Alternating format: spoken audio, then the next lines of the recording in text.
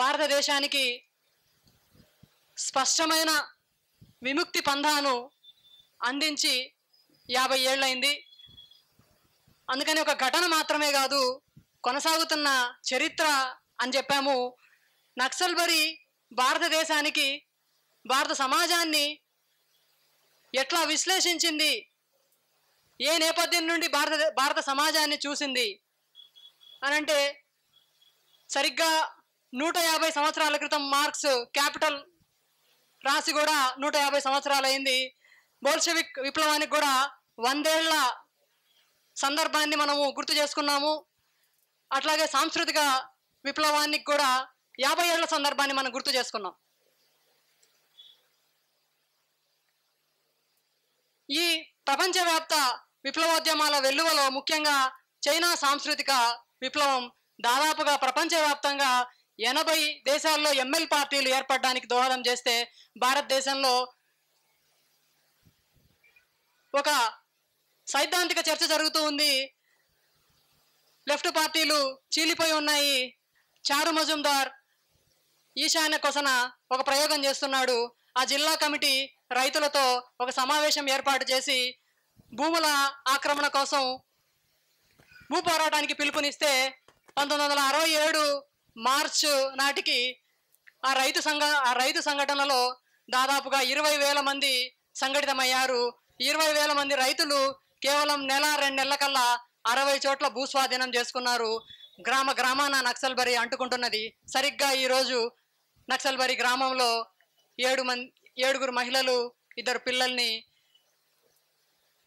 పోలీసులు కాల్చేసి చంపేశారు. అక్కడ అధికారంలో ఉన్నది లెఫ్ట్ ఫ్రంట్ ప్రభుత్వం. స్పష్టంగా అంటే కమ్యూనిస్టులు, మాజీ కమ్యూనిస్టులు అయితే, కమ్యూనిజం రివిజనిజం అయితే ఎట్లాంటి నరహంతక పాలన అమలు చేస్తుందో మొట్టమొదటిసారిగా నక్సల్బరీ రుజువు చేసింది. 1951 నాటికే రివిజనిస్టు రాజకీయాల్లోకి పోయిన లెఫ్ట్ పార్టీలు 67 వచ్చేసరికల్లా ప్రజల్ని హత్య చేసే స్థాయికి చేరుకున్నాయి. భారత సమాజాన్ని అప్పటికే విశ్లేషించే పని సాంస్కృతిక ఉద్యమ స్ఫూర్తితో ఇక్కడ కామ్రేడ్స్ చేస్తున్నారు. కామ్రేడ్ చారు మజుందార్ 8 డాక్యుమెంట్లు రాస్తున్నాడు. అందులో భారత సమాజాన్ని అర్ధవలస అర్ధభూస్వామ్య సమాజంగా ఆయన విశ్లేషించాడు. ఇప్పటికీ చర్చ జరుగుతోంది, 50 ఏళ్ళైంది ఇంకా అర్ధభూస్వామ్యమేనా అని. 67 నాటికి భూమి అంతా భూస్వాముల చేతుల్లో ఉంది. దేశంలో ఆర్థిక సంక్షోభం నెలకొని ఉంది. స్వాతంత్రం చాలా ప్రామిస్లు చేసింది, కానీ 20 ఏళ్ళు గడిచేసరికి ఎక్కడ చూసినా ఆహార కొరత, ఆకలి చావులు. సోషలిజం అని ఒక ఊహని, సోషలిజం అని మాయమాటలు చెప్పిన నెహ్రూ పంచవర్ష ప్రణాళికల్ని అమలు చేస్తూ అమెరికా నుండి, రష్యా నుండి అప్పు తెచ్చుకుంటూ అప్పటికే సామ్రాజ్యవాద ఆర్థిక విధానాలు భారతదేశంలో అమలవుతున్నాయి. ఈ ఆకలి చావులు, దారిద్ర్యం నేపథ్యంలో ఎక్కడికక్కడ ప్రజలు కరువు దాడులు చేస్తున్నారు. నక్సల్బరీ జరిగే నాటికి నిజానికి భారతదేశం అతలాకుతలంగా ఉంది. ఏం చేయవలసి ఉంది ప్రజానీకము, కమ్యూనిస్ట్ పార్టీ ఏం చేయవలసి ఉంది అని స్పష్టంగా ప్రజలు నిర్దేశించారు. తమ త్యాగంతో సాయుధ పోరాట పందాన్ని చేపట్టవలసి ఉందని ప్రజల దగ్గర నుండి నక్సల్బరీ పుట్టింది, నక్సల్బరీ రాజకీయం పుట్టింది. అక్కడి నుంచి ప్రత్యామ్నాయ అభివృద్ధి నమూనా. అప్పటికి తెలంగాణలో గ్రామరాజ్య కమిటీలు ఏర్పాటు చేసి నక్సల్బరీ నాటికి మరింత విస్తృతంగా శ్రీకాకుళం నక్సల్బరీలో గ్రామరాజ్య కమిటీల ఆధ్వర్యంలో భూ సంస్కరణలు చేస్తే ఎట్లా ఉంటుంది, నిజానికి వ్యవసాయ సంక్షోభానికి ఎక్కడ పరిష్కారం ఉంది. ఇవాళ భారతదేశ వ్యవసాయ రంగాన్ని చూస్తున్నాము మిత్రులారా, మనం మాట్లాడుకుంటున్నాం, 2 గంటల నుంచి మాట్లాడుకుంటున్నాం. ప్రతి అరగంటకు ఒక రైతు భారతదేశంలో ఆత్మహత్య చేసుకొని చనిపోతున్నాడు.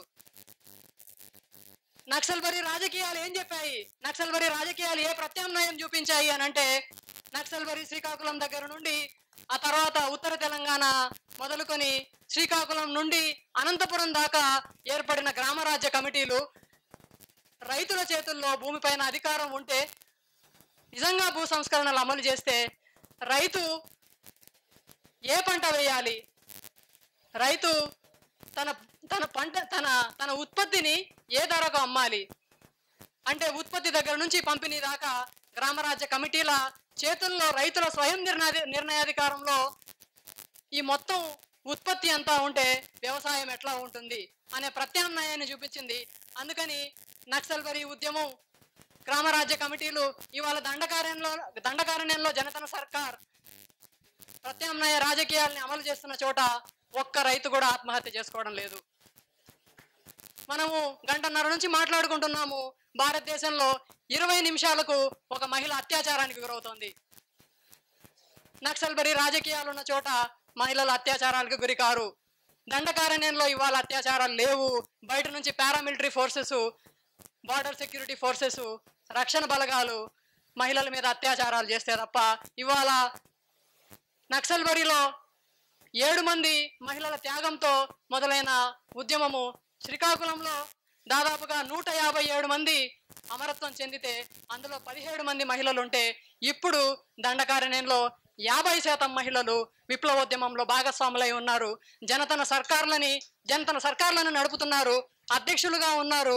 విద్యా కమిటీల్లోనూ, వైద్య కమిటీల్లోనూ, సాంస్కృతిక రంగంలోనూ అనేక చోట్ల మహిళలు భాగస్వామ్యం, విప్లవోద్యమంలో భాగస్వామ్యం అయితే మహిళా సాధికారత ఎలా ఉంటుందో, బూర్జువా ప్రజాస్వామ్యం హామీ పడిన హక్కులు, సంస్కరణలు ఎంత తేలిపోతున్నాయో, ప్రత్యామ్నాయ రాజకీయాలు ఏ ఆల్టర్నేటివ్ చూపిస్తున్నాయో మనకి ప్రత్యక్షంగా కనపడుతూ ఉంది. భారతదేశంలో ప్రభుత్వ లెక్కల ప్రకారమే 2 కోట్ల పైగా చదువుకున్న నిరుద్యోగులు ఉన్నారు. అట్లాగే 5 సంవత్సరాల లోపు పిల్లలు దాదాపుగా లక్షల సంఖ్యలో వైద్యం అందక చనిపోతున్నారు, ఆకలి చావులకు గురవుతున్నారు. అంటే అభివృద్ధికి అడ్డంకి ఉద్యమాలు, అభివృద్ధికి అడ్డంకి నక్సలైట్లు అని మాట్లాడుతూ ప్రభుత్వాలు ఇంకో చోట అమలు చేస్తున్న ఈ అభివృద్ధి విధానాల వల్ల ప్రజలు ఆత్మహత్యల పాలవుతున్నారు, వైద్యం అందక చచ్చిపోతున్నారు, ఆకలి చావులకు గురవుతున్నారు. జీవితం పట్ల భరోసాను ఇవ్వవలసిన, ఆత్మవిశ్వాసాన్ని, జ్ఞానాన్ని అందించాల్సిన చదువులు కూడా ఇవాళ ఆత్మహత్యల వైపు పురిగొల్పుతున్నాయి. దాదాపుగా సంవత్సరానికి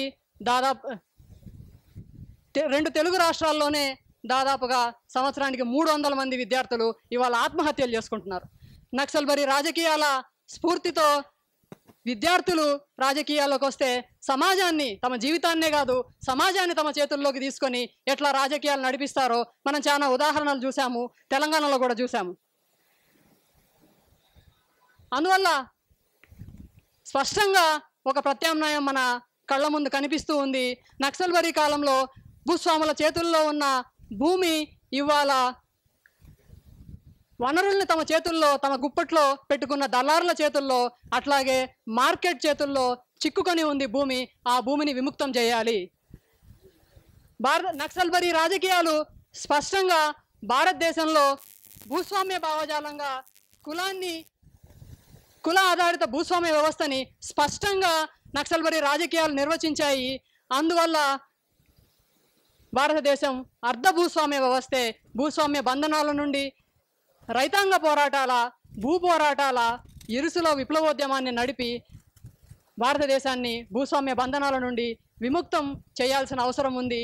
ఒక్క బ్రిటిష్ సామ్రాజ్యవాద వలస నుండి బయటపడి స్వాతంత్రం ప్రకటించుకున్న భారతదేశం నిజానికి వచ్చింది స్వాతంత్రం కాదు, అది బూటకపు స్వాతంత్రం మాత్రమే అని మొదట విశ్లేషించింది నక్సల్బరీయే.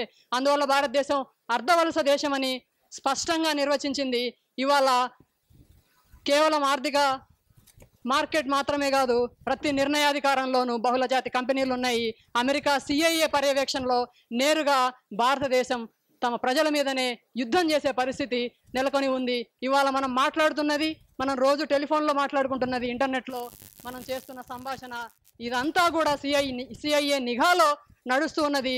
అది సామ్రాజ్యవాదం భారతదేశం మీద, మూడో ప్రపంచ దేశాల మీద ఎంత పట్టు చూపిస్తున్నదో, మన దేశాన్ని మొత్తంగా సామ్రాజ్యవాదుల చేతుల్లోకి ఎట్లా తాకట్టు పెట్టారో భారత పాలక వర్గాలు, ఇవన్నీ మనకు స్పష్టంగా కనిపిస్తున్న నేపథ్యంలో ఇవాళ దండకారణ్య జనతన సర్కార్లో ప్రజల చేతుల్లో రాజ్యాధికారం ఉంది. తమ నిర్ణయాధికారం తామే చేయగలుగుతున్నారు. ఏ పంట వేయాలో, ఏ వ్యవసాయం చేయాలో, ప్రజలకి అవసరమైన విద్య ఏంటో, విద్యార్థులు చదువుకున్న తర్వాత ఏం చేయాలో, ఏ ప్రజాపునాది ఎట్లయితే చైనా శ్రామిక వర్గ సాంస్కృతిక విప్లవంలో విద్యారంగంలో గొప్ప విప్లవాలు సృష్టించారో వాళ్ళు ఇవాళ దండకారణ్య జనతన సర్కార్లో బీజప్రాయంలో అవన్నీ అమలవుతున్నాయి. ఒక్క దండకారణ్యానికి మాత్రమే కాదు, మొత్తం భారతదేశానికి, ఆ మాటకొస్తే మొత్తం ప్రపంచానికి ఒక ప్రత్యామ్నాయంగా ఇవాళ నక్సల్బరీ రాజకీయాలు, భారత విప్లవోద్యమం నిల్చొని ఉంది. ఈ ప్రత్యామ్నాయ రాజకీయాలని